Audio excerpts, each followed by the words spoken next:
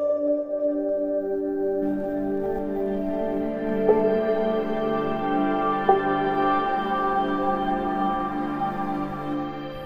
Everyone, इस video में मैं आपको एंथैल्पी ऑफ अ सिस्टम के बारे में बताऊंगा भाई। ठीक है, तो देखो जो एंथैल्पी होती है उसको किस तरह से डिफाइन करते हैं। याद रखना, एंथैल्पी को हमेशा बोला जाता है टोटल हीट कंटेंट। क्या बोला जाता है? Total heat content. Total heat content बोला जाता है भैया एंथैल्पी को। देखो इसको बोलते हैं H बराबर, एंथैल्पी को H से डिनोट किया जाता है, that is always equal to the sum of internal energy plus PV energy. ठीक है भाई, ऑलरेडी मैं आपको बता चुका हूं जो इंटरनल एनर्जी है भाई, इंटरनल एनर्जी किस चीज के बराबर होता है? Internal kinetic energy plus internal potential energy के बराबर। किसके बराबर? Internal potential energy. ठीक है भाई, एक बात और भाई बहुत इंपॉर्टेंट, लोग समझ तो लेते हैं कि H बराबर U प्लस पीवी होता है। ये पीवी का क्या मतलब है भाई? समाया, तो ये क्या है? Extra amount of energy. क्या बोलेंगे? Extra amount of energy, extra amount of energy, ठीक है, to put this into the system.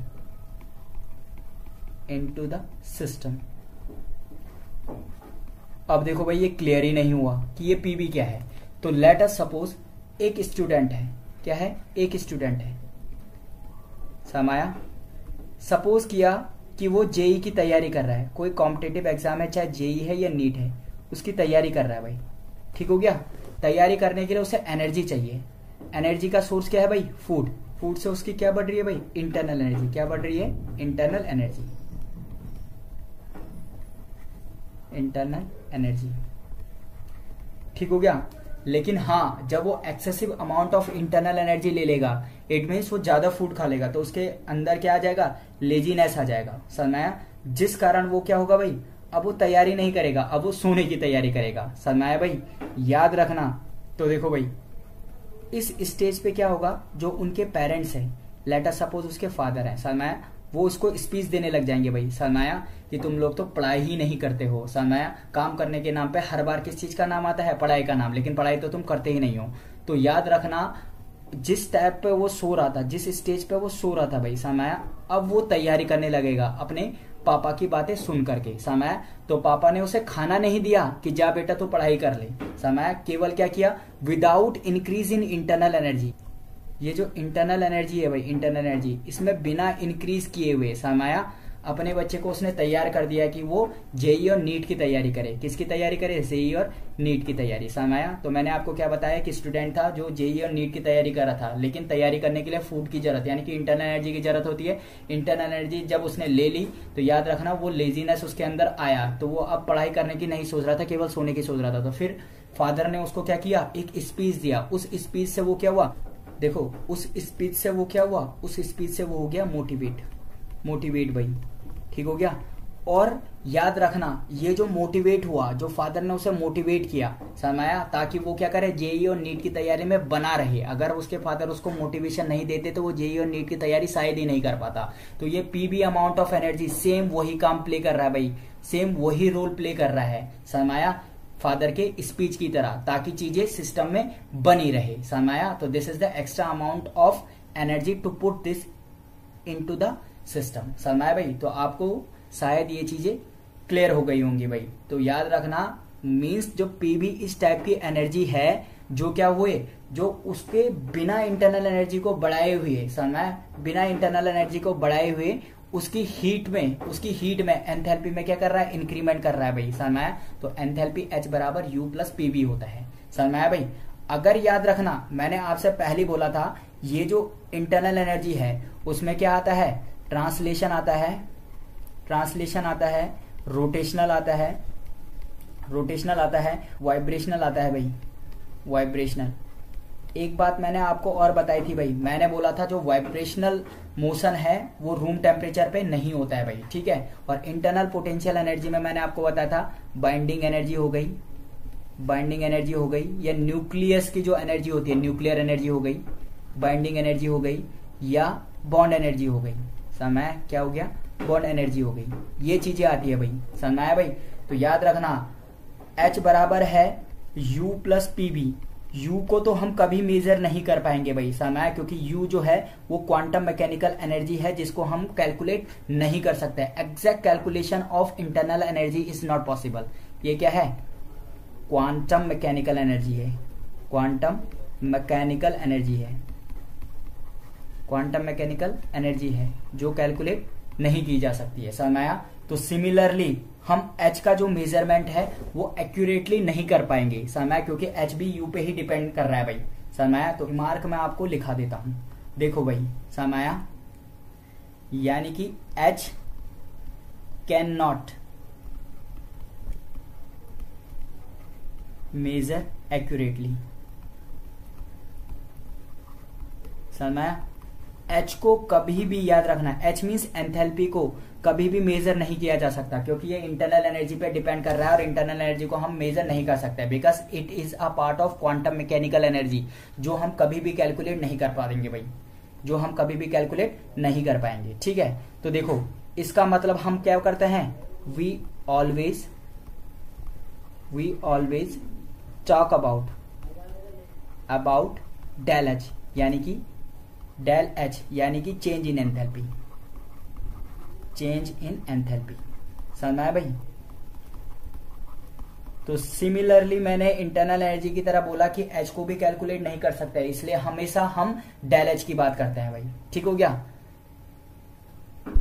तो देखो भाई एच बराबर क्या हुआ, internal energy plus PV energy. अगर चेंज की बात करूं तो डेल एच से अगर मैं इसको डिनोट करूंगा तो ये क्या हो जाएगा, डेल यू प्लस क्या आ जाएगा, डेल पी वी, ठीक हो गया भाई।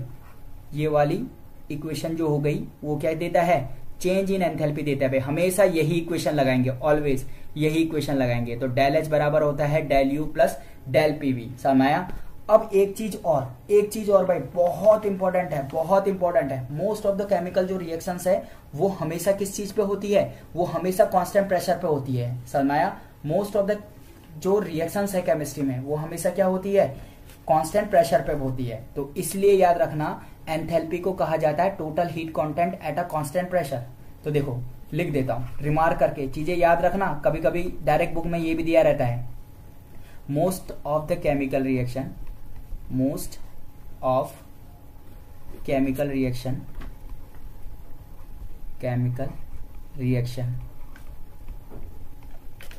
reactions carried out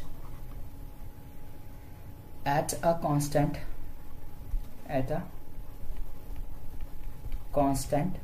pressure so इसलिए भाई क्या होगा, जो डेल्टा एच होता है वो क्या होता है, डेल यू। देखो ये पी कांस्टेंट है तो डिफरेंशिएशन के बाहर निकल जाता है भाई, इस डेल को भी डिफरेंशिएशन ही कंसीडर करना, समझ आया। इस डेल को भी डिफरेंशिएशन ही कंसीडर करना, जब तक मैं डिफरेंस ना बताऊं तब तक डेल और डी एक ही रहेगा, समझ आया भाई। तो वो डिफरेंशिएशन से बाहर निकल जाएगा, तो पी डी वी भी बोलते हैं, समझ आया। तो याद रखना मोस्ट ऑफ द टाइम तुम्हें बुकों में ये दिखाई देगा, क्या बोलेंगे, total heat content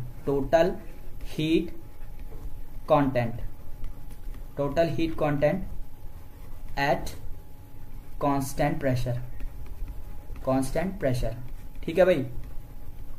constant pressure पे जो टोटल हीट कंटेंट मिलेगा भाई उसी को हम क्या बोलेंगे, एंथैल्पी बोलेंगे, समझ आया। क्योंकि most of the chemical reactions जो है वो कांस्टेंट प्रेशर पे होती है भाई, ठीक हो गया।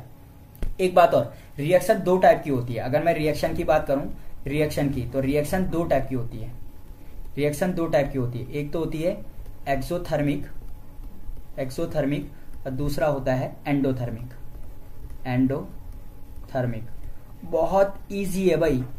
एक्सोथर्मिक का मीन्स क्या होता है, देखो भाई दोनों बहुत सिंपल है। एक्सोथर्मिक का मीन्स क्या होता है, मेरे पास एक रिएक्टेंट है ए, वो किस में कन्वर्ट हुआ, बी में कन्वर्ट हुआ और उसने कुछ हीट रिलीज कर दी, रिलीज कर दी है, समझ आया। तो उसको बोलते हैं एक्सोथर्मिक। ऐसे रिएक्शंस के लिए जो एंथैल्पी चेंज होता है डेल एच, वो हमेशा क्या होता है, नेगेटिव। देखो एंडोथर्मिक का मीन्स क्या है, मेरे पास वही रिएक्टेंट है ए, समझ आया, उसको मैंने कुछ अमाउंट ऑफ हीट दिया ताकि वो किस में कन्वर्ट हुआ, बी में कन्वर्ट हुआ, समझ में आया, ताकि वो बी में कन्वर्ट हुआ। अब देखो, जो याद रखना, ये जो एंडोथर्मिक रिएक्शन है उसके लिए जो डेल एच होता है वो हमेशा क्या होता है, पॉजिटिव होता है भाई। क्या होता है, पॉजिटिव होता है। देखो भाई, एक्सोथर्मिक और एंडोथर्मिक के लिए एनर्जी प्रोफाइल बना लेता है भाई। तो याद रखना, एनर्जी प्रोफाइल में क्या करोगे, हमेशा जो वाई एक्सेस है उसको एनर्जी रखोगे। मोस्ट ऑफ द टाइम ये पोटेंशियल एनर्जी होता है और इसको बोलते हैं रिएक्शन कोऑर्डिनेट, रिएक्शन कोऑर्डिनेट, समझ में आया। और इधर भी बना लेते हैं भाई एंडोथर्मिक के लिए भी। तो क्या बोला था, इधर होती है एनर्जी और इधर होता है reaction coordinate, reaction coordinate.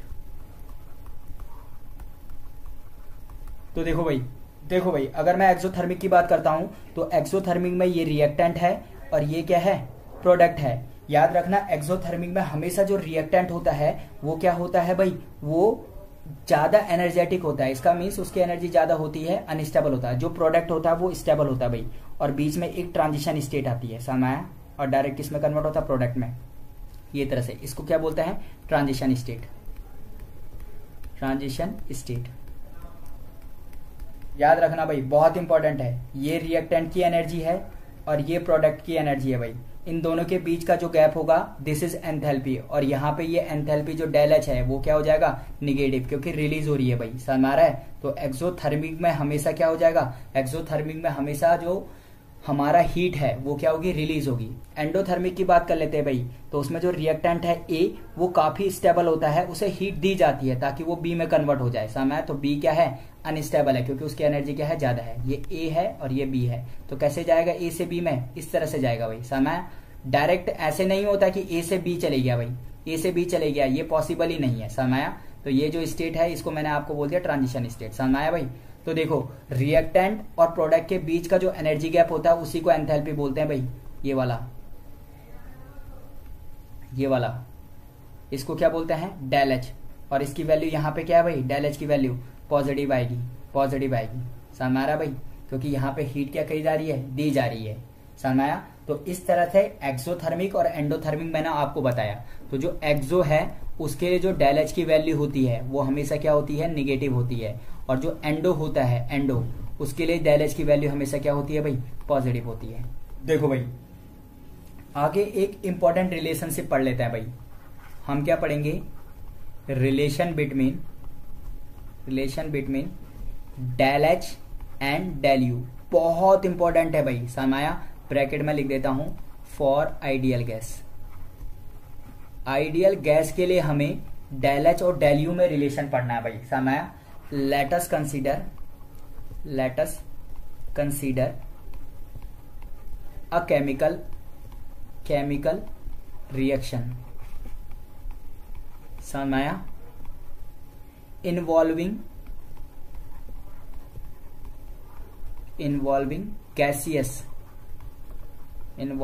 gaseous participant,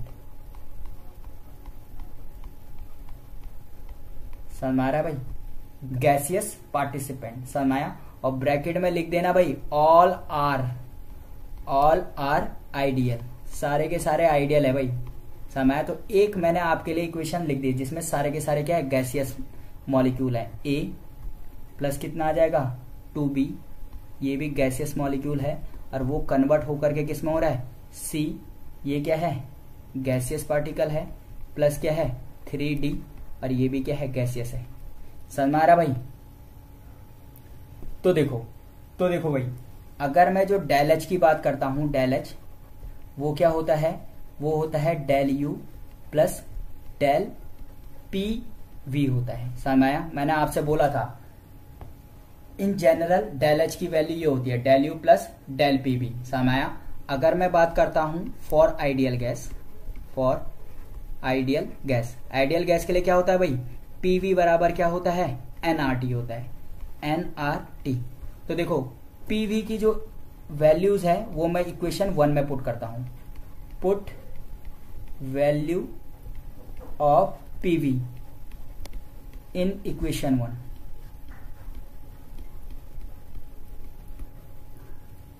put करो भाई, इक्वेशन 1 में वैल्यू पुट करो। तो वैल्यू पुट करोगे तो del H is equals to क्या आता है, डेल यू प्लस क्या आएगा भाई, डेल, और पी वी बराबर क्या आएगा, एन आर टी। समझ में आया, एन आर टी। ठीक हो गया। अब यहां पर से एक कंडीशन बनाओगे, at constant temperature, constant temperature T. अगर टी कांस्टेंट है भाई तो del H is equals to क्या आ जाएगा, डेल यू प्लस जो कांस्टेंट है, देखो आर तो कांस्टेंट है, उसकी वैल्यू फिक्स होती है, वो तो बाहर आएगा और टी भी बाहर आ जाएगा। तो क्या बचा, डेल एन। समझ आया। और यहां पर से मैं इसके पैर पे क्या लगाता हूं, जी। तो डेल एन का मीन्स है वो क्या है, change in number of moles in gaseous state. देखो भाई यहां पे जो डेल एन जी की वैल्यू है वो क्या है, change in number of mole, number of moles, change in numbers of mole, change in number of moles in gaseous phase, gaseous phase. समझ में आ रहा भाई। तो देखो जो मैंने ऊपर इक्वेशन बनाई है, कौन सी इक्वेशन, ये वाली इक्वेशन, ये वाली इक्वेशन, इसके लिए जरा डेल एच की वैल्यू निकालो, इसके लिए डेल एच की वैल्यू निकालो। तो बताओ भाई क्या आएगा, बताओ भाई, डेल एच बराबर क्या हो जाएगा, del U plus R T तो कॉमन आएगा, समय, और डेल एन जी। देखो भाई तो डेल एन जी की वैल्यू कैसे निकालेंगे, del N G is equal to क्या होता है, number of moles of product. समय, प्रोडक्ट की बात कर रहा हूं, product, numbers of moles of product, ये किसकी बात कर रहा हूं, गैस फॉर्म में होने चाहिए ये, minus numbers of moles of reactant. समय, और ये भी किस में होने चाहिए, गैसियस फेज में होने चाहिए। इस टाइप से निकालोगे। तो ऊपर वाली रिएक्शन के लिए बताओ भाई, तो प्रोडक्ट में कितना हुआ, 3 ये हो गए और 1 ये हुआ, तो कितना हो गए, 4, माइनस रिएक्टेंट में कितने गैसियस मोल्स है भाई, तो ये कितना आ गया, 2, और इसके आगे कितना है, 1, तो 2 और 1 कितना आ गया, 3, यानी कि टोटल कितना आ गया, 1। तो यहां पर से डेल एन जी की जगह क्या आ जाएगा भाई, 1 आ जाएगा नॉर्मल। समझ में आया भाई। तो ये रिलेशनशिप है किसके बारे में, डेल एच और डेल यू के बारे में भाई। ठीक है भाई। इसके बाद कुछ जेई और नीट में जो क्वेश्चन आ रखे हैं भाई, या जो क्वेश्चन बहुत इंपॉर्टेंट है, वो क्वेश्चन मैं आप लोगों के लिए करवा देता हूं भाई। समझ भाई। इस क्वेश्चन में जो बात की गई है वो आइसोथर्मल एक्सपेंशन की बात की गई है। किसकी बात की गई है, आइसोथर्मल एक्सपेंशन की, और बात हो रही है आइडियल गैस की। समझ में आया भाई। तो एक लॉ है जूल्स लॉ। कौन से लॉ की बात कर रहा हूं, joules law. Joules law, joules law क्या बोलता है, जो आइडियल गैस की इंटरनल एनर्जी होती है ना, वो केवल याद रखना टेम्परेचर का फंक्शन होता है भाई। किसका फंक्शन होता है, टेम्परेचर का। समझ आया। और जो बात हो रही है वो हो रही है आइसोथर्मल प्रोसेस की, यानी कि जो टेम्परेचर है वो क्या है, कांस्टेंट है भाई। तो चेंज इन अगर मैं टेम्परेचर करूंगा तो वो क्या आ जाएगा, 0। तो इट मीन्स अगर मैं चेंज इन इंटरनल एनर्जी की बात करूंगा तो याद रखना वो क्या हो जाएगा, वो क्या हो जाएगा, 0 हो जाएगा भाई। क्योंकि टेम्परेचर क्या है, क्योंकि internal energy is the function of temperature और टेम्परेचर कांस्टेंट है, इसका means change in internal energy भी क्या हो जाएगा, 0। तो जो इंटरनल एनर्जी है वो क्या हो जाएगी, इंक्रीज हो जाएगी। याद रखना इंटरनल एनर्जी चेंज 0 है, इसका मीन्स जो इंटरनल एनर्जी है वो क्या है, कांस्टेंट है, तभी तो चेंज 0 हो रहा है भाई। समझ आया। तो पहला वाला ऑप्शन तो गया, पहला वाला ऑप्शन खत्म। समझ आया भाई। अब जो सारे ऑप्शन है वो एंथैल्पी पे है। समझ आया। तो देखो जो एंथैल्पी होता है, डेल एच बराबर वो क्या होता है, del U plus del PV होता है। समझ में आया। देखो आइडियल गैस है तो del H is equal to जो इंटरनल एनर्जी है आइसोथर्मल प्रोसेस की वो तो 0 होती है भाई, प्लस डेल जो पीवी होता है वो होता है एन आर टी। समझ में आ रहा भाई। याद रखना, याद रखना जो numbers of molecule of gas है या numbers of moles of gas है वो तो कांस्टेंट है। समझ में आया। तो वो क्या हो जाएगा, बाहर आ जाएगा। तो यानी कि एन और आर तो बाहर आ गया, अंदर क्या बचा, डेल टी। समझ में आया। क्या बचा भाई, डेल टी। तो जब डेल टी अंदर बचा तो मैंने आपसे क्या बोल रखा था, अगर टी क्या है आइसोथर्मल प्रोसेस के लिए कांस्टेंट है तो जो डेल टी होगा वो कितना हो जाएगा, 0। तो इट मीन्स जो डेल एच आ जाएगा वो कितना आ जाएगा, 0। डेल एच 0 का मीन्स चेंज इन एंथैल्पी 0 है। इट मीन्स जो एच की वैल्यू रही होगी वो कांस्टेंट रही होगी भाई। समझ आया।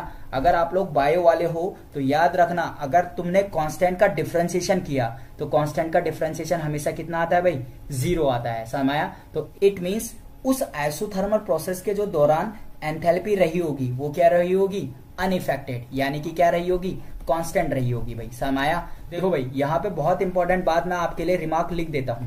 समझ आया? वो बात क्या है, फॉर आइसोथर्मल, अगर कोई भी आइसोथर्मल प्रोसेस है, आइसोथर्मल जहां पे वर्ड आइसोथर्मल आए, आइसोथर्मल प्रोसेस लिख देता हूं।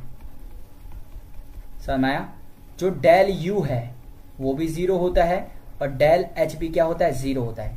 नेक्स्ट क्वेश्चन पढ़ो, बहुत इंपॉर्टेंट क्वेश्चन है भाई, लेकिन झटके से हो जाएगा। देखो 2 मोल्स हैं आइडियल गैस के, किसकी बात कर रहा है, आइडियल गैस की बात कर रहा है। समझ आया? क्या हो रहा है, आइसोथर्मल एक्सपेंशन हो रहा है। ये चीज देखो क्या हो रहा है, आइसोथर्मल एक्सपेंशन हो रहा है भाई। समझ आया? और वो पूछ क्या रहा है, कैलकुलेट एंथैल्पी चेंज, यानी कि डेल एच की बात कर रहा है। किसकी बात कर रहा है, डेल एच की। अभी मैंने आपको बोला था अगर वर्ड हो आइसोथर्मल और पूछ रखा हो डेल एच तो हमेशा कितना आएगा, डेल एच बराबर कुछ करना ही नहीं है, वो कितना आ जाएगा, 0। बहुत इंपॉर्टेंट है भाई, बहुत इंपॉर्टेंट है। एक ट्रिक जो एग्जैक्ट में जेईई और नीट के लिए बहुत इंपॉर्टेंट है भाई, क्योंकि वहां पे इतना सफिशिएंट टाइम नहीं होता कि आप हर क्वेश्चन को सॉल्व कर पाओ भाई। समझ आया? तो ट्रिक बहुत इंपॉर्टेंट है। समझ आया? हाँ, कॉन्सेप्ट मैं मानता हूं बहुत जरूरी है, लेकिन इनफैक्ट आपको ट्रिक्स भी आनी चाहिए भाई। ठीक है? देखो भाई, अब देखो कुछ मैं इंपॉर्टेंट जो पॉइंट्स हैं एंथैल्पी से रिलेटेड वो आपको बता देता हूं। समझ आया? पहले मैंने बोला जो H होता है वो होता है U प्लस PV। समझ आ रहा भाई? जो इंटरनल एनर्जी है वो बहुत सारी चीजों पे डिपेंड करती है, वो एक क्वांटम मैकेनिकल एनर्जी है जिसको हम कैलकुलेट नहीं कर सकते। तो याद रखना, हम H को भी कैलकुलेट नहीं कर सकते, तो हम हमेशा किस चीज की बात करते हैं, डेल एच की, यानी कि चेंज इन एंथैल्पी की बात करते हैं। समझ आया? और जो एंथैल्पी होता है मैंने पूरा बताया था, जो सुहाग वर्ड है, सुहाग वर्ड है वो हमेशा स्टेट फंक्शन होता है। क्या होता है, स्टेट फंक्शन। समझ आया? और स्टेट फंक्शन के साथ वो एक्सटेंसिव प्रॉपर्टीज भी होती है, क्योंकि ये जो सुहाग वर्ड है, S means entropy, you means internal energy, H means enthalpy, A means Helmholtz energy और जी मीन्स गिब्स फ्री एनर्जी। तो ये सारी की सारी क्या है, एक्सटेंसिव प्रॉपर्टीज है। क्या है, एक्सटेंसिव प्रॉपर्टी। ये वाला देखो एक्सटेंसिव प्रॉपर्टी और स्टेट फंक्शन है। ठीक हो गया? देखो भाई, अगर कोई साइक्लिक प्रोसेस है, ए से बी गया, बी से सी गया और सी से डी आया, तो ए से बी, बी से सी और सी से डी और फिर डी से ए आ गया। समझ आया? ये ए, ये बी, ये सी और डी। तो साइक्लिक प्रोसेस के लिए चेंज इन इंटरनल एनर्जी 0 होता है और चेंज इन एंथैल्पी भी क्या होता है, 0 होता है भाई। ठीक हो गया? और ऑलरेडी मैं आपको बता चुका हूं, जो एक्सोथर्मिक रिएक्शन होती है उसके लिए डेल एच जो होता है वो निगेटिव होता है, और एंडोथर्मिक के लिए जो डेल एच होता है वो क्या होता है, पॉजिटिव होता है भाई। ठीक है? होप कि आप लोगों को एंथैल्पी के बारे में सारी डिटेल इंफॉर्मेशन मिल गई होगी भाई। ठीक है? कि हम एंथैल्पी को क्यों मेजर नहीं कर पाते हैं, क्यों हम चेंज इन एंथैल्पी की बात करते हैं। समझ आया? And what is the relationship between enthalpy and internal energy. ठीक है? इस वीडियो में इतना ही। Thanks for watching, happy learning.